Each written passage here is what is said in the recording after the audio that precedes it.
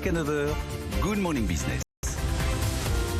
Il est 8h19, les négociations sont au plus mal entre la grande distribution, les industriels et les producteurs. Et pourtant, il y a un chef d'entreprise qui parvient depuis plusieurs années et il est là pour nous donner son secret. Il propose même de le donner gratuitement à tous ceux qui ont du mal à s'entendre en ce moment. C'est Nicolas Chaban, fondateur de C'est qui le patron? Bonjour, alors le secret il est collectif, je vous expliquerai, mais on est une coopérative de consommateurs et tous ensemble on a décidé de faire ce pas vers tout le monde. Alors on vous connaît bien, on vous a même célébré au BFM Awards. Nicolas Chaban, on rappelle quand même le principe, c'est qu'effectivement les consommateurs édictent une charte à la fois sur le produit, sur l'emballage, mais aussi sur la manière dont on le fabrique et sur la rémunération qu'on offre aux producteurs. Et ça en fait des produits qui ont rencontré un succès incroyable aujourd'hui. Oui, vous avez raison de rappeler qu'au départ, c'est une famille de consommateurs, nous sommes des consommateurs rassemblés dans une coopérative et on s'est dit très simplement où va notre argent? Quand on achète une brique de lait, est-ce que le producteur gagne sa vie? On s'est rendu compte que c'était un drame en France. Encore aujourd'hui, il y a un producteur qui met fin à ses jours tous les jours. C'est-à-dire qu'il y a un drame humain dont nous, consommateurs, on ne veut pas se rendre complices. Alors, on a créé une brique de lait, je la vois derrière. Vous en avez vendu 200 millions de cette brique de lait. Mais ouais, alors c'est une sublime nouvelle, d'abord aussi pour le producteur, mais vous avez raison de rappeler que ça s'est fait sur Internet. Un petit questionnaire, le prix était à 0,69, un prix bas pour une brique de lait. Est-ce que vous rajouteriez les 8 centimes qui manquent par litre pour qu'un producteur gagne sa vie?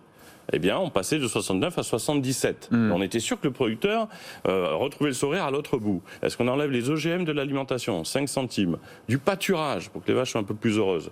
1 à 3 mois, 2 centimes. 3 à 6 mois, 4 centimes. Pour la première fois, des consommateurs ont écrit le prix, vous l'avez sur la brique de lait, 99 centimes, avec une série de critères qui sont devenus le fameux cahier des charges des consommateurs. Mais ce qui est fascinant quand même, Nicolas Chaban, c'est que cette méthode, c'est celle dont rêvait le gouvernement. Je sais qu'Emmanuel Macron aussi, vous avez sans doute inspiré la loi Egalim, le fait qu'on commence effectivement par le prix de fabrication pour le producteur et qu'on monte l'échelle de valeur pour arriver à un prix dans la grande distribution. C'était un peu votre modèle, sauf que ça ne fonctionne pas. On voit que cette année, la grande distribution, une nouvelle fois, fait la pression sur les prix. L'argument de la grande distrib, c'est de dire les consommateurs, ce qu'ils veulent, ce sont des prix bas. Vous posez magnifiquement le problème depuis des années. La grande distribution qui fait sa part aussi d'action, d'effort, on ne peut pas dire que c'est tout à fait le néant à ce niveau-là, se retrouve en phase d'industriel chaque année, c'est ce qui se passe en ce moment. Je vais essayer de vous le décrire un peu trivialement si vous me permettez. Allez-y. Donc je suis distributeur, je me retrouve avec une grande marque qui arrive, qui a la responsabilité évidemment en conséquence de beaucoup de producteurs. Et là, la grande marque me dit, écoutez, donnez-moi des centimes en plus pour mes produits, je les donnerai à mes producteurs. Mais la grande distribution dit non, je n'y crois pas. Ces centimes vont finir dans des bénéfices de fin d'année. On n'a pas envie, nous, distributeurs, d'alimenter quelque chose qui n'est pas une aide aux producteurs. Et depuis 40 ans, il y a ce jeu en permanence neutralisé par une espèce de défiance réciproque. Et c'est là où nous, consommateurs, pardon de dire qu'on est quand même un peu les patrons des deux précités. C'est-à-dire que si on décide d'acheter massivement un produit, le grand magasin est très heureux et la marque vend des produits. Eh bien nous, on dit, laissez-nous arbitrer un tout petit peu différemment. Le prix le plus bas depuis des années, il est en train de tuer tout le monde. Quand vous baissez le prix, vous enlevez de la marge. Le premier qui morfle, c'est le producteur, parce que lui, c'est la surface molle, il n'a pas le droit à la discussion, et lui, il est complètement comprimé au niveau de ses prix de revient. Donc on dit à tout le monde, retrouvons l'équilibre. Qu'est-ce que ça coûte pour que tout se rééquilibre sur le lait ? 4 € par an. 4 € par an, c'est l'effort que vous demandez aux consommateurs? Au-delà de l'effort, c'est pas un effort, c'est le juste prix. C'est le juste prix. C'est ça, c'est le juste prix. 8 centimes par litre fois 50 litres par an, voilà ce que ça nous coûte pour que nos achats de lait, au lieu de nous rendre complices d'un petit producteur qui est dans une galère noire, fait que le producteur retrouve le sourire. Mais combien sommes-nous en France capables de mettre ces 4 €? On a fait la brique de lait, immense succès. 200 millions de briques, on l'a dit. Franchement, on a montré, nous consommateurs, qu'un point de rééquilibrage pouvait se faire. Bien sûr, il faut garder des prix accessibles. On n'oublie pas tous ceux qui ne peuvent pas, peut-être même ces 4 €, mais ceux qui peuvent ont dans les mains la capacité à rééquilibrer les choses. Alors, ce que vous êtes en train de dire, ce que d'ailleurs vos coopérateurs ont décidé, c'est de donner en open source, si je puis dire, votre méthode pour fabriquer des produits qui rémunèrent à la fois les producteurs, les industriels, mais aussi la grande distribution, parce que sur vos produits, la grande distribution fait parfois de meilleures marges qu'avec d'autres produits. Donc tout le monde y gagne. C'est quoi votre méthode, votre secret de fabrication que vous allez donc donner à qui veut? Le secret de fabrication, c'est le bon sens collectif des consommateurs, cette fameuse bienveillance qui fait qu'à un moment donné, quand on nous explique les choses, on choisit un petit peu différemment le point d'équilibre. J'ai parlé du lait, je vais vous parler du beurre bio. Alors le beurre bio, on a eu la possibilité de créer un beurre bio. On s'est rendu compte que les producteurs de bio en France n'avaient pas de quoi passer au bio parce que la conversion coûte cher et qu'il n'y a pas la rémunération. Nous, conso, on a dit on rajoute des centimes pour les aider. On a reversé près de 2 millions en rajoutant 15 centimes par plaquette. La grande distribution a dit, vous ne les vendrez pas. Le beurre bio est plus cher. C'est aujourd'hui le beurre bio le plus vendu de France. La recette, elle est simple. Nous, consommateurs, on prend l'histoire du produit. On demande à comprendre où vont les centimes. Et on veut absolument que ça aille au producteur. Et pourquoi on rajouterait quelques centimes éventuellement? Est-ce que par exemple, si on affichait tout ça sur le produit, la transparence des prix, des marges aux différentes étapes, ça pourrait aider? C'est un vieux rêve, mais la loi nous l'interdit formellement, puisque évidemment, on doit rester dans une logique où les marges ne sont pas connues pour éviter qu'il y ait des ententes et des gens qui puissent s'entendre.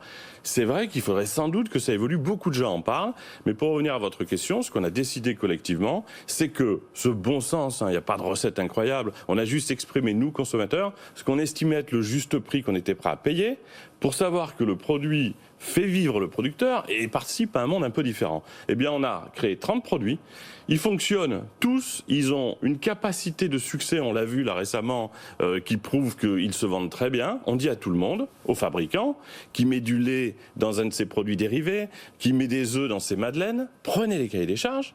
On a su écrire une histoire qui protège le producteur et nous, consommateurs. Si vous mettez des œufs qui protègent les producteurs, on vous assurera un succès parce que c'est important pour nous. Donc ça veut dire que vous allez publier en open source, si je puis dire, votre cahier des charges. Est-ce que, par exemple, pour les industriels qui joueront le jeu, on peut imaginer un label ? Absolument. Alors évidemment, sachez qu'on on a un peu le pied sur le frein parce qu'on ne veut pas servir de caution, on ne va pas faire du greenwashing avec un gros logo sur un produit qui aurait 0,1% d'un ingrédient équitable. Mais chaque produit va être ensuite soumis au vote. On est 10 000 sociétaires dans la coopérative.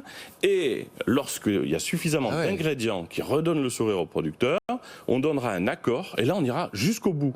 On est en train de se dire qu'on va prendre une étiquette, on va la couper en deux et on va mettre ce produit est fait avec du lait qui rémunère au juste prix le producteur et la marque. Il faut aller au bout du truc. Qu'est-ce qu'ils vous disent, l'industriel? Comment ils reçoivent cette initiative? Alors, d'abord, ils nous appellent depuis 4 ans. On a toujours dit non, parce que même les plus grandes marques, on en a parlé, Nestlé nous a appelés. Danone, dont on parle beaucoup de ces 48 prochaines heures. Voilà, mais Danone, c'est pareil, ils ont avancé en disant oui, ce serait bien de mettre du lait équitable. Puis à un moment donné, il y a le directeur de marketing qui dit oulala, mon Dieu, on va perdre la main, les consommateurs, c'est quand même pas des experts comme nous. Enfin, non, le vieux monde qui a encore un petit peu de résistance.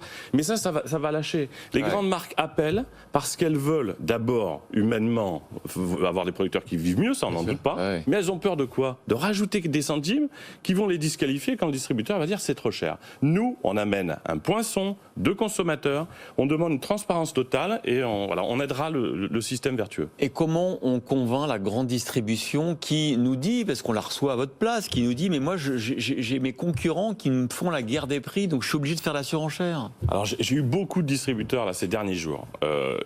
Voilà ce que je leur ai dit. D'abord ce qu'ils me disent.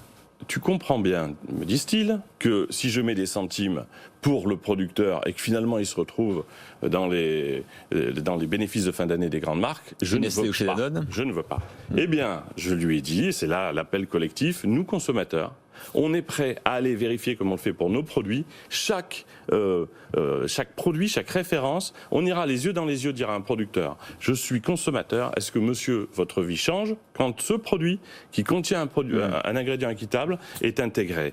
Quand les consommateurs se mettent au milieu du débat, c'est la petite zone d'espoir qui réapparaît. On n'est plus dans une confrontation entre deux pôles qui ne s'entendent pas depuis 40 ans. On a l'arbitre principal, celui qui achète, qui vient humainement refixer des règles du jeu un peu différentes. Eh bien, c'est passionnant. J'espère qu'on va y arriver avec ces discussions entre la grande distribution, les producteurs et les industriels, peut-être grâce à vous et à votre méthode et à celle de vos 10 000 co-patrons. Oui, c'est des sociétaires et 16 millions d'acheteurs. Un Français sur 4 achète des produits qui aident les producteurs. Il faut dire ces chiffres parce que c'est rempli d'espoir pour les producteurs. Nicolas Chabanne, c'est qui le patron? C'est pas lui, c'est vous. Vous avez le pouvoir. Prenez-le et profitez-en.